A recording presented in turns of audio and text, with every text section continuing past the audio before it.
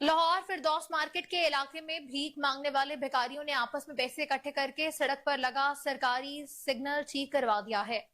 भिखारियों का कहना था कि सिग्नल खराब होने की वजह से गाड़ियां ब्रेक नहीं लगाती, जिससे हमारा धंधा मुतासिर हो रहा था। मजीद तफसीलात जानते हैं chief crime reporter Wasim Sabir से। जी वसीम साबिर, ये क्या मामला है, बताइएगा।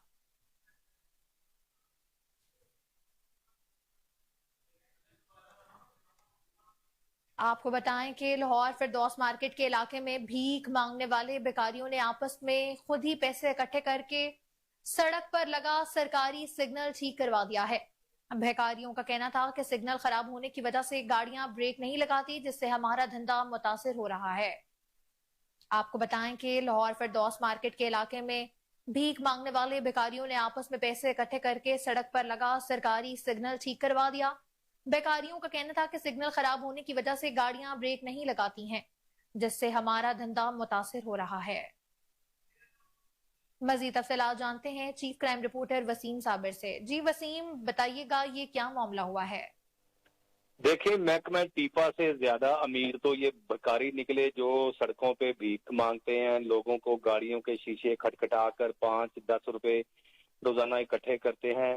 इन्होंने जब देखा कि सिग्नल खराब है और सिग्नल जो है वो फरदौस मार्केट वाला बड़ा अहम शाहराह है जहां पर गाड़ियों की जब ब्रेक लगती हैं तो एक लंबी कतार लग जाती है, तो वहां पर दर्जनों की तादाद में जो भिखारी थे वो कंगाल होकर रह गए थे, क्योंकि इशारा जो था वो डायरेक्ट हो गया था, कोई गाड़ी ब्रेक नहीं लगाती थी। जब मेरी उनसे मुलाकात हुई भिखारियों से तो मैंने उनसे पूछा कि आपने पैसे कहाँ से इकट्ठे किए, तो उन्होंने बताया कि हम रोजाना फी जो है वो भिखारी 10 से 15 हजार रुपए की दिहाड़ी लगाते हैं।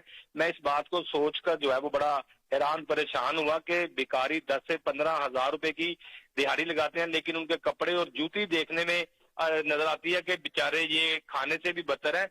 लेकिन वहां पर एक सिग्नल खराब था जिसकी वजह से गाड़ियां रुकती नहीं थी। जब गाड़ी ब्रेक ही नहीं लगाएगी तो गदागर को भीख कौन देगा, क्योंकि यही वो गाड़ियां होती हैं जो जब इशारा बंद होता है, सिग्नल बंद होता है तो वो भीख देती हैं। तो इन्होंने आपस में जो है वो एक कमेटी बनाई हुई थी अपनी मांगने वालों की, तो उन्होंने कहा कि ये सिग्नल जब तक ठीक नहीं होगा हमारे घरों के चूल्हे ठंडे रहेंगे। तो इन्होंने पैसे मिलाकर बकायदा इलेक्ट्रिशियन को बुलाया और बुलाने के बाद वो सिग्नल ठीक करवा दिया, जबकि ये काम टीपा का था, जबकि ये काम ट्रैफिक पुलिस के अफसरान का था कि उसके मुतालिक बकायदा एक लाइटर लिख के देते और उस सिग्नल को ठीक कराया जाता। इस सिग्नल को ठीक करने में जो है वो बकायदा एक्सीडेंट का भी जो है वो अंदेशा होता था, वो भी खत्म हो गया क्योंकि सिग्नल चालू हो गया। ये सारी काविशें जो थी फकीरों की थी, गदागरों की थी, मांगने वालों की थी।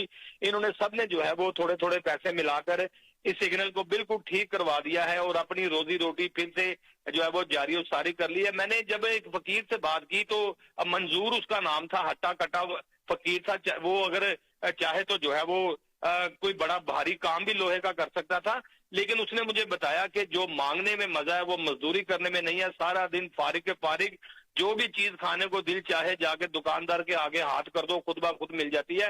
तो उसी ने ये चीजें बताई कि सिग्नल ठीक करवाना बड़ा जरूरी था। लोग अपने कारोबार पे भी तो पैसे इन्वेस्ट करते हैं, तो हमने भी यही समझा कि कारोबार में कोई नुकसान हो गया तो इस दफा पैसे मिलाकर इसको ठीक कर लेते हैं। तो उन्होंने ये सिग्नल ठीक करवा लिया और बकायदा फिर 15 से 20 हजार रुपए की दिहाड़ी हस्बे मामूल जिस तरह से लगाते हैं वो बहुत शुक्रिया लगा ली। वसीम साबिर तफसीलात से आगाह करने के लिए।